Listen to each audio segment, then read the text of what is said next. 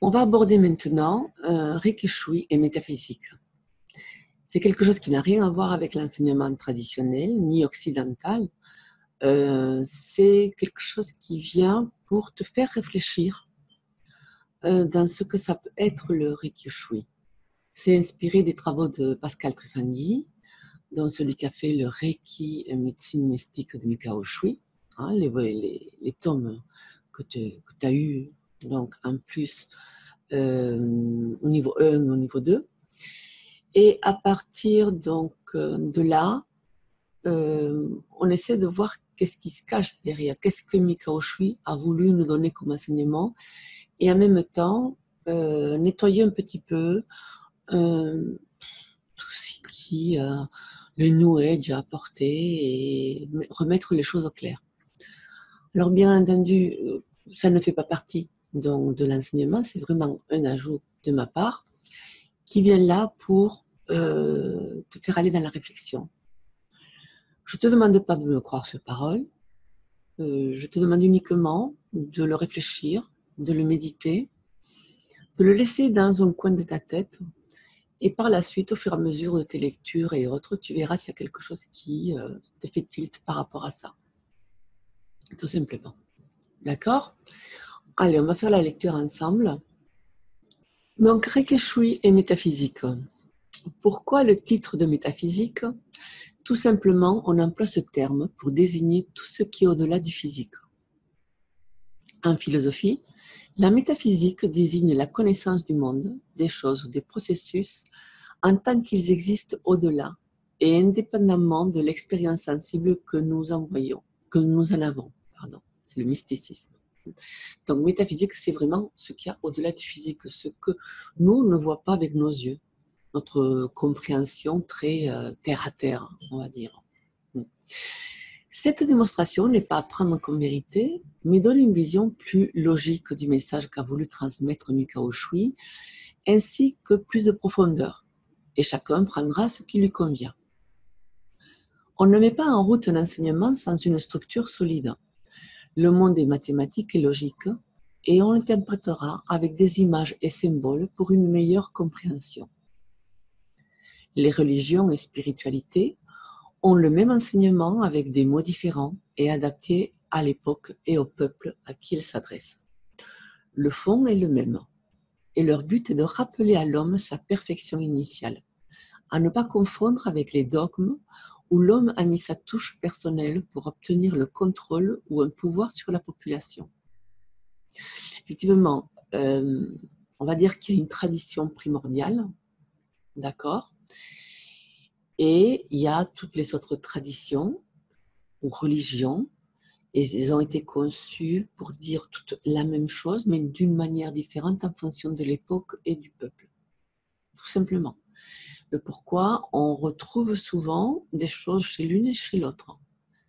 Et des fois, moi ça m'est arrivé, dans la recherche de la compréhension de certaines choses, de partir, donc par exemple, du Tao, et finalement trouver la réponse chez l'Ayurveda. Parce que la manière de le dire, c'était plus facile. Après, il ne faut pas confondre, il ne faut pas tout mélanger, d'accord, c'est très important, de ne pas mélanger et de prendre ce qu'on veut de l'une et de l'autre, ce que fait l'occidental. L'occidental, ce qu'il fait, c'est qu'il va prendre ce qui l'intéresse de l'une, de l'autre, etc., et à faire son mix. Non. Il faut apprendre, parce que chaque fois, c'est un point de vue par rapport à quelque chose. D'accord ? C'est comme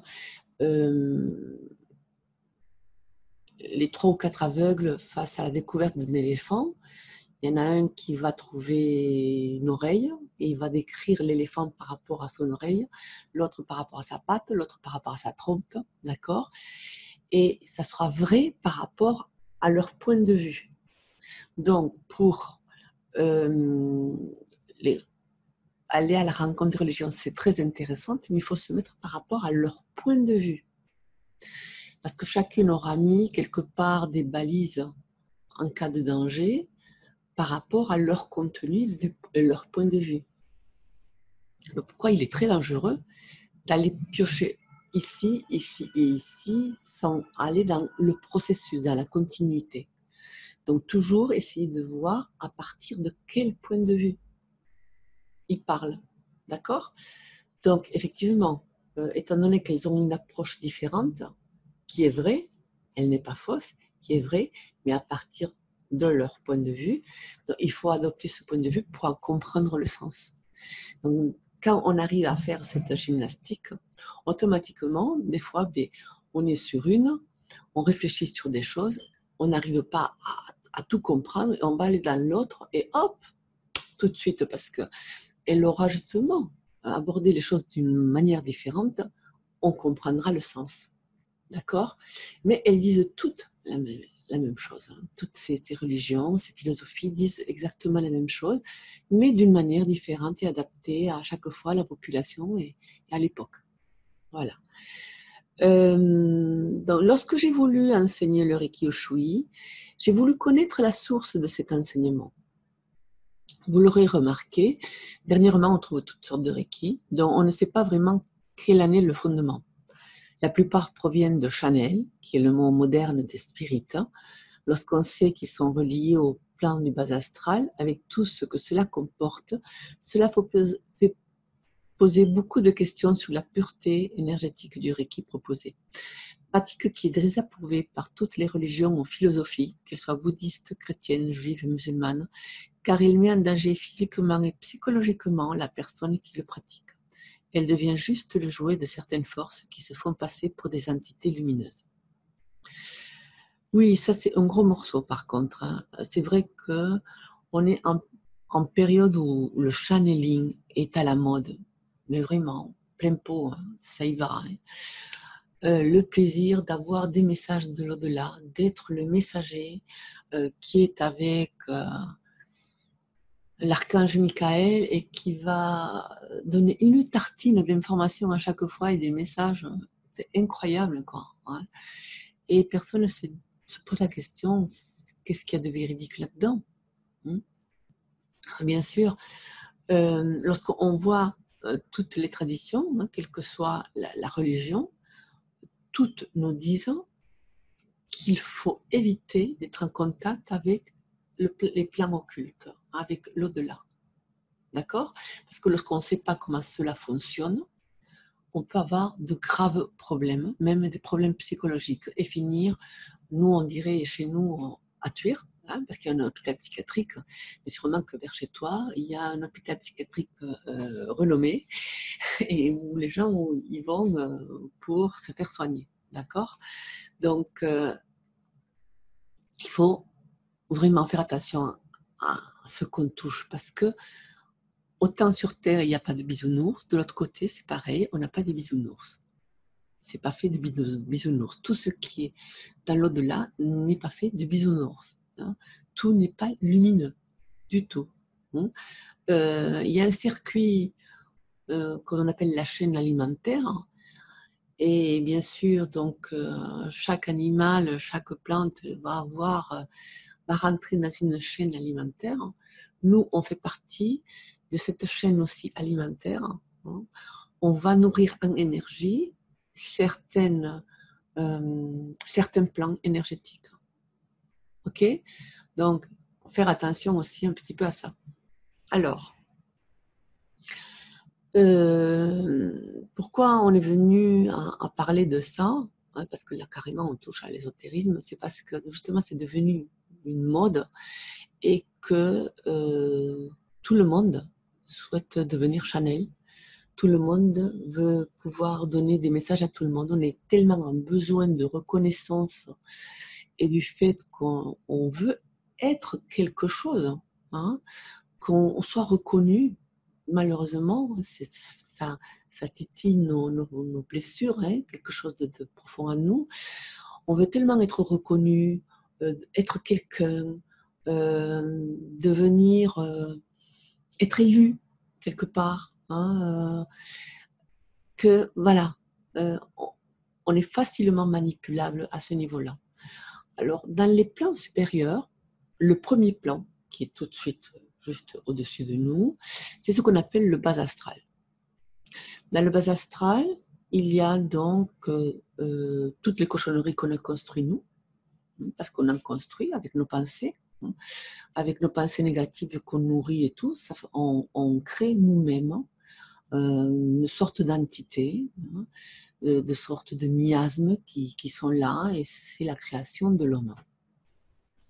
Après, il y a aussi les entités, celles qui ne veulent pas évoluer, qui restent sur ce plan-là parce qu'elles sont rattachées à la Terre, et qu'elles veulent encore quelque part goûter à ce que la Terre leur a apporté, parce que ou bien ils étaient alcooliques, ou accros à la drogue, avaient des défauts comme l'avarice ou autre, le plaisir de l'argent, de pouvoir, etc. Et elles sont attachées à ça. Quelqu'un qui est alcoolique, la plupart du temps, il faut aussi le dégager d'une certaine entité qui le pousse à ça, parce qu'elle a envie encore de sentir l'alcool en elle, et c'est le fait d'être accroché à cette personne qui lui donnera la possibilité de goûter encore à l'alcool. Donc il n'y a pas qu'une partie thérapie, il y a aussi une partie énergétique qu'il faut savoir s'en occuper.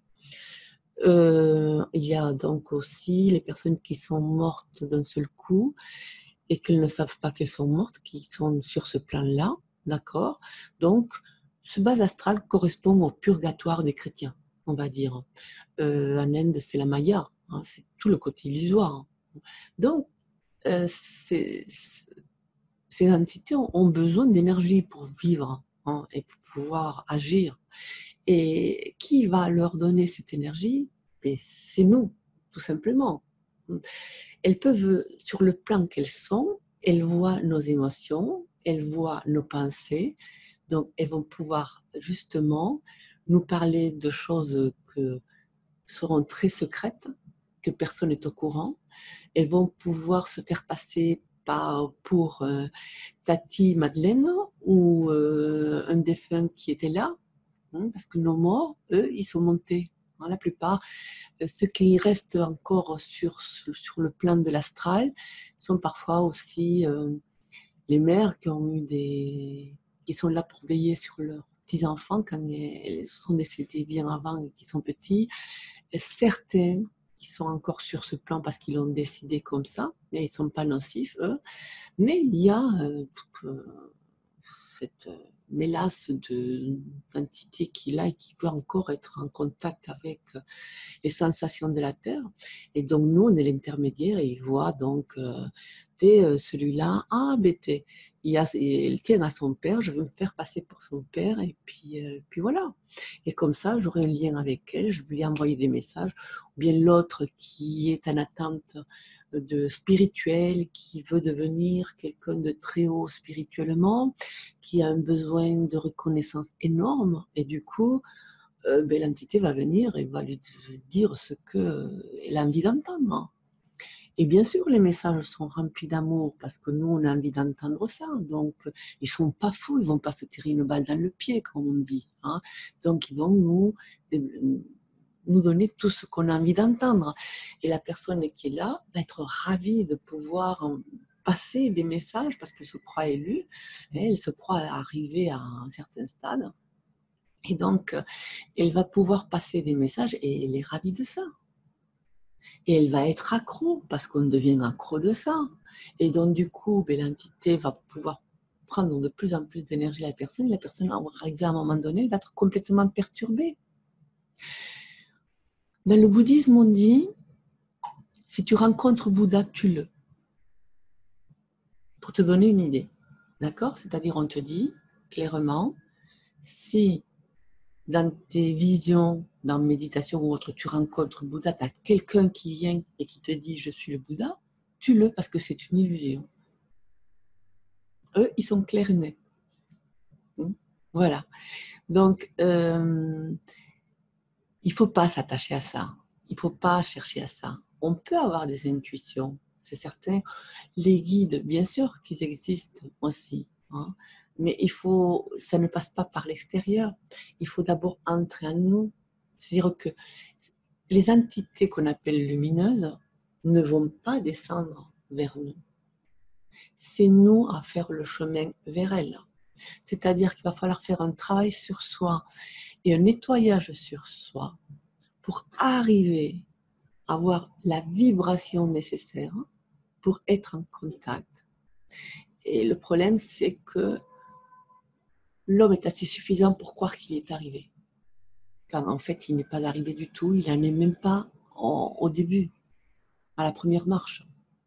Hein, et il pense vraiment que ça y est, je suis arrivé. Non. Hein. Donc, il faut aller vraiment en soi. On dit qu'on a une âme qui a une expérience énorme de toutes les vies. Hein, et le siège de l'âme se trouve ici, au niveau du cœur. Donc, il faut aller dans son cœur. Il ne faut pas aller chercher à droite, à gauche.